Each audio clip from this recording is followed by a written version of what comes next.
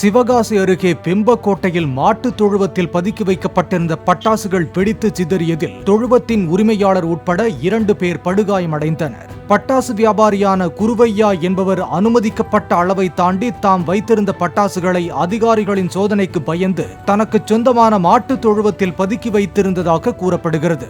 தொழுவத்தில் மேற்கூரை சீரமைப்பு பணி நடைபெற்ற நிலையில் கார்த்திக் என்பவர் பில்டிங் செய்த போது அதிலிருந்து சிதறிய தீப்பொறி பட்டு பட்டாசுகள் வெடித்ததாக கூறப்படுகிறது.